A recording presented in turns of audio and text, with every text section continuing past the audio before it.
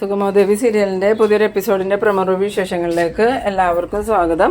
അങ്ങനെ ദേവികയും ദേവികയുടെ വീട്ടുകാരും സത്യങ്ങളെല്ലാം മനസ്സിലാക്കി ദേവിക അതിന് പകരം ചോദിക്കാനായിട്ട് ചന്ദ്രോത്തേക്ക് ചെല്ലുന്ന ഒരു എപ്പിസോഡാണ് ഇന്ന് വരാൻ പോകുന്നത്.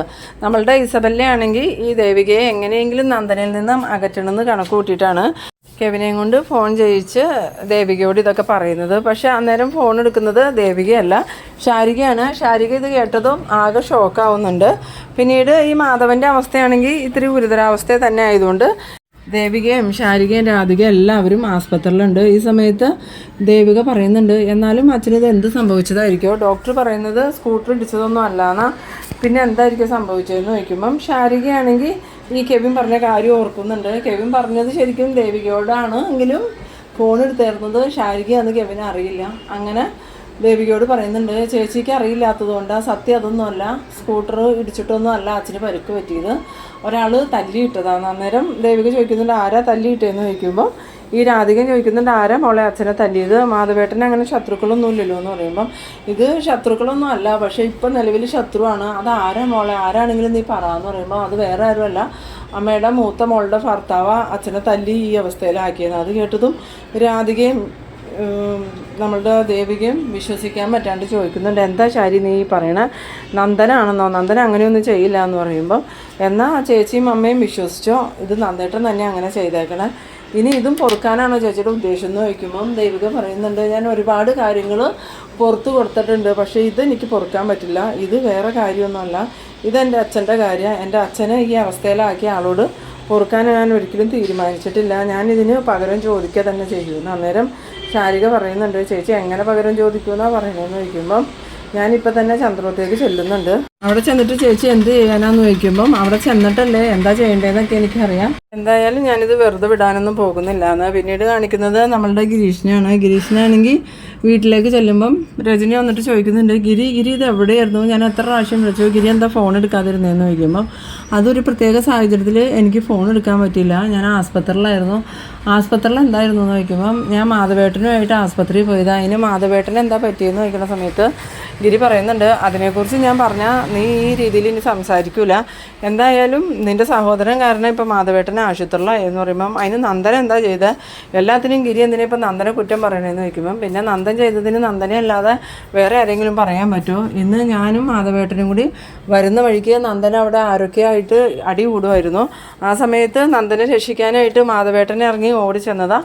അന്നേരം നന്ദൻ്റെ കയ്യിലിരുന്ന വടി വെച്ച് തല്ലിയത് മാധവേട്ടൻ ഇപ്പോൾ ഗുരുതരാവസ്ഥയിലാന്ന് പറഞ്ഞതും രജനി പറയുന്നുണ്ട്, അത് നന്ദൻ മനഃപൂർവ്വം ചെയ്തതൊന്നും അല്ലല്ലോ, എന്നാലും രജനി നന്ദൻ അങ്ങനെ മാധവേട്ടനെ ഉപദ്രവിച്ച സ്ഥിതിക്ക് നന്ദൻ ആ ആസ്പത്രിയിലേക്കൊന്നും വരേണ്ടതല്ലായിരുന്നോ? നന്ദൻ ഇതുവരെ അങ്ങോട്ടൊന്നും വന്നിട്ട് കൂടിയില്ല, അവനെന്താ ഇങ്ങനത്തെ സ്വഭാവം എന്ന് ചോദിക്കുമ്പോൾ രജനി പറയുന്നുണ്ട്, അതെന്തിനാ അവൻ അങ്ങോട്ട് വരുന്നത്, അവൻ്റെ ഭാര്യയാണെങ്കിൽ അവനെ വേണ്ടാന്നും വെച്ച് പോയി, പിന്നെ മാധവേട്ടനുമായിട്ട് അവനൊരു ബന്ധമില്ലല്ലോ, അങ്ങനെയുള്ളപ്പം അവൻ ആസ്പത്രിയിൽ വന്ന് നിൽക്കണേ എന്തിനാ ഗിരി എന്താ ഇങ്ങനെയൊക്കെ പറയണേന്ന് ചോദിക്കുമ്പോൾ അത് തന്നെ എനിക്ക് നിന്നോടും ചോദിക്കാനുള്ള, നീ എന്താ ഇങ്ങനെ സംസാരിക്കണേ, നീ ഇപ്പോൾ ദേവികയെ മൊത്തത്തിൽ കുഴപ്പക്കാരിയായിട്ടാണല്ലോ ചിത്രീകരിക്കുന്നത്, നിൻ്റെ ആങ്ങളെയും അമ്മയും ചെയ്ത തെറ്റിൻ്റെ ഫലമല്ലേ അവളിപ്പോൾ അനുഭവിച്ചുകൊണ്ടിരിക്കണം. ആദ്യം തന്നെ ആ പ്ലാന്റിന് അനുമതി കൊടുക്കാൻ പറഞ്ഞു, അത് കേൾക്കൂലെന്ന് കണ്ടപ്പോൾ ഭീഷണിപ്പെടുത്തി ദേവികയും കൊണ്ട് അത് ചെയ്യിപ്പിച്ചു. അന്നേരം രജനി പറയുന്നുണ്ട്, എന്തായാലും അമ്മയും നന്ദനും ഭീഷണിപ്പെടുത്തിയിട്ടൊന്നും ഉണ്ടാവില്ല, അവളോട് ചോദിച്ചപ്പോൾ അവൾ ചെയ്തു കൊടുത്തതായിരിക്കും എന്ന് പറയുമ്പോൾ അതെന്തെങ്കിലും ആവട്ടെ, ഇപ്പോൾ എന്തായാലും മാധവേട്ടൻ ഗുരുതരാവസ്ഥയെ തന്നെ കിടക്കുക. ഞാനവിടെ ചെന്നപ്പോൾ പറഞ്ഞത് സ്കൂട്ടറിൽ നിന്ന് വീണെന്നാണ്, പക്ഷേ ഡോക്ടർമാർക്ക് മനസ്സിലായി ഇത് സ്കൂട്ടറിൽ നിന്ന് വീണ് പറ്റിയ പരിക്കൊന്നുമല്ല, ഏതോ ബലമുള്ള സാധനം വെച്ച് ശക്തിയായ അടി കിട്ടിയതുകൊണ്ട് ഇങ്ങനെ സംഭവിച്ചതെന്ന്. പിന്നീട് ആ കെവിൻ തന്നെ ശാരികയെ വിളിച്ച് സത്യങ്ങളെല്ലാം പറഞ്ഞിട്ടുണ്ട്. ഇനിയിപ്പോൾ എന്തൊക്കെ സംഭവിക്കുമെന്ന് ഭഗവാന് മാത്രം അറിയാം. എന്തായാലും ദേവിക ഇത് അറിഞ്ഞിട്ട് അടങ്ങിയിരിക്കുമെന്ന് എനിക്ക് തോന്നണില്ല. അന്നേരം രജനി പറയുന്നുണ്ട്, അവൾ എന്ത് ചെയ്യാനാ, ഇനിയിപ്പോൾ അവൾ പോലീസിനെ കൊണ്ട് നന്ദനെ പിടിപ്പിക്കുമായിരിക്കും, അവൾ വലിയ MLA ഒക്കെ അല്ലേ എന്ന് വയ്ക്കുമ്പോൾ ഗിരിയുടെ അമ്മ പറയുന്നുണ്ട്, നീ എന്താ രജനി ഇങ്ങനെ സംസാരിക്കുന്നത്, ഒന്നുമില്ലെങ്കിലും മാധവേട്ടൻ ദേവികയുടെ അച്ഛനല്ലേ, സ്വന്തം അച്ഛന് ഇങ്ങനെ ഒരു അവസ്ഥ വന്നാൽ ഏതെങ്കിലും മക്കൾ സഹിക്കുമോ, നിൻ്റെ അച്ഛന് സംഭവിച്ചാൽ നീ സഹിക്കുമോ എന്ന് ചോദിക്കുമ്പം രജനി പറയുന്നുണ്ട്, അതിന് എൻ്റെ അച്ഛൻ ദേവികയുടെ അച്ഛനെ കൂട്ടല്ലല്ലോ എന്ന് പറയുമ്പോൾ ഈ ഗിരി ചോദിക്കുന്നുണ്ട്, നിൻ്റെ അച്ഛനെന്താ പിന്നെ കൊമ്പുണ്ടോ, എല്ലാവർക്കും അവരവരുടെ അച്ഛന്മാർ വലുതാണ്, എന്തായാലും നന്ദൻ്റെ കയ്യിൽ നിന്ന് അങ്ങനെ ഒരു അപകടം സംഭവിച്ച സ്ഥിതിക്ക് നന്ദൻ അങ്ങോട്ട് വരുമോ എന്ന് അന്വേഷിക്കുകയോ ചെയ്യേണ്ടതായിരുന്നു. പിന്നീട് കാണിക്കുന്നത് നമ്മളുടെ കെവിനും നന്ദനും കൂടെ പോണ സമയത്ത് ഈ നന്ദൻ കെവിനോട് പറയുന്നുണ്ട്, ദേവിയുടെ അച്ഛനക്ക് എന്തെങ്കിലും കുഴപ്പം പറ്റിക്കാണോ കെവിൻ? എനിക്കാണെങ്കിൽ ആലോചിച്ചിട്ട് ഒരു സമാധാനവും ഇല്ല. ഇനി ഞാൻ തല്ലിയിട്ട് ദേവിയുടെ അച്ഛൻ ഇങ്ങനെയൊക്കെ സംഭവിച്ചതെന്ന് ദേവി അറിഞ്ഞിട്ടുണ്ടെങ്കിൽ അവൾക്ക് എന്നോട് ഒരിക്കലും പൊറുക്കാൻ പറ്റില്ല എന്ന് പറയുമ്പം ഈ കെവിനാണെങ്കിൽ വിളിച്ച് പറഞ്ഞ കാര്യങ്ങളൊന്നും നന്ദനോട് പറയണില്ല. കെവിൻ പറയുന്നുണ്ട്, നീ അതൊന്നും ഓർത്ത് ടെൻഷൻ ആവണ്ട, എന്തായാലും അവരിതൊന്നും അറിയാൻ പോണില്ല, ഇനിയിപ്പോൾ അറിഞ്ഞാൽ തന്നെ നീ അല്ലാന്ന് അങ്ങോട്ട് പറഞ്ഞാൽ മതി.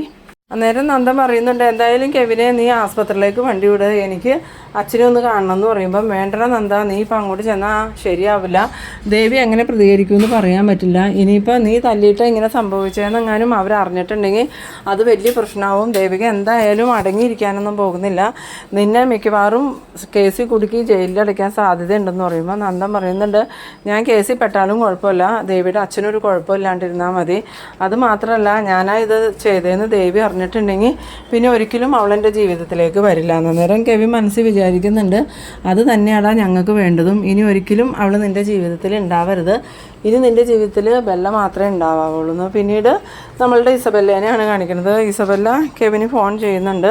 ഫോൺ എടുത്തതും കെവിൻ എന്താ ബെല്ല എന്ന് ചോദിക്കുമ്പം എന്താ ഇടാ കാര്യങ്ങൾ, അയാളുടെ കാര്യം തീരുമെന്ന് ചോദിക്കുമ്പം അയാൾക്ക് അത്ര പ്രശ്നമൊന്നുമില്ല, എന്നാലും ഇപ്പോൾ ഐസിയുലാന്നാണ് പറഞ്ഞത്, നന്ദൻ എന്ത് പറയണമെന്ന് ചോദിക്കുമ്പം നന്ദൻ ആകെ കുറ്റബോധത്തില്ല, എത്രയും പെട്ടെന്ന് അവരെ കണ്ട് സത്യങ്ങളൊക്കെ പറയണമെന്നും പറഞ്ഞാൽ നന്ദൻ നടക്കണേന്ന് പറയുമ്പോൾ അതിന് നീ വിളിച്ച് സത്യങ്ങൾ പറഞ്ഞില്ലേ എന്ന് ചോദിക്കണം. നേരത്തെ കെവിൻ പറയുന്നുണ്ട്, അതൊന്നും അവനക്ക് അറിയില്ലല്ലോ, എന്തായാലും ഞാൻ തൽക്കാലം അവനോട് അങ്ങോട്ടൊന്നും പോകണ്ടെന്ന് പറഞ്ഞ് തടഞ്ഞു നിർത്തിയിട്ടുണ്ട്. അവൻ ദേവികയെ കാണാൻ ചെന്ന് കഴിഞ്ഞാൽ നമ്മൾ ഉദ്ദേശിച്ചതുപോലെ ഒന്നും കാര്യങ്ങൾ നടക്കില്ല, അതുകൊണ്ട് നീ ഒരിക്കലും അവനെ അങ്ങോട്ട് വിടരുതട്ടോ എന്ന് പറയുമ്പം കെവിൻ പറയുന്നുണ്ട്, ഞാൻ പരമാവധി അവനെ പിടിച്ചു നിർത്താൻ നോക്കാമെന്ന്. പിന്നീട് കാണിക്കുന്നത് നമ്മളുടെ ദേവികേനെയാണ്. ദേവികയാണെങ്കിൽ മുരളിക്ക് ഫോൺ ചെയ്യാണ്. മുരളി ഫോൺ എടുത്തതും എന്താ ദേവിക ഇന്ന് എവിടെയെങ്കിലും പോകാനുണ്ടോ എന്ന് ചോദിക്കുമ്പം എനിക്ക് അത്യാവശ്യമായിട്ട് ചന്ദ്രോത്ത് വരുമെന്ന് പോകണം, അപ്പോൾ മുരളിയേട്ടൻ ഇവിടെ വരുമെന്ന് ചോദിക്കുമ്പോൾ ഞാനിപ്പോൾ തന്നെ വരാമെന്ന് പറയണു. പിന്നീട് മുരളി വന്നതും ദേവികയാണെങ്കിൽ കാറിൽ കയറിയിട്ട് മുരളീനോട് പറയുന്നുണ്ട് വണ്ടി ചന്ദ്രോത്തേക്ക് പോട്ടെ. അന്നേരം മുരളി ചോദിക്കുന്നുണ്ട്, അച്ഛനിപ്പോൾ എങ്ങനെയുണ്ട് ദേവിക എന്ന് ചോദിക്കുമ്പം അച്ഛൻ്റെ കാര്യമൊന്നും പറയാറായിട്ടില്ല, ശരിക്കും അതെന്താ സംഭവിച്ചതെന്ന് ചോദിക്കുമ്പം അതൊക്കെ ഞാൻ ചന്ദ്രോത്ത് ചെന്നിട്ട് പറയാം, മുരളിയേട്ടൻ തൽക്കാലം സമാധാനമായിട്ടിരിക്കും എന്ന് പറഞ്ഞു. അന്നേരം മുരളിക്കാണെങ്കിൽ ഇതെല്ലാം കേട്ടിട്ട് എന്തൊക്കെയോ സംശയങ്ങൾ തോന്നുന്നുണ്ടെങ്കിലും മുരളി പിന്നെ ഒന്നും ചോദിക്കണില്ല. പിന്നീട് കാണിക്കുന്നത് പ്രഭാവതിനെ നന്ദനെയാണ്.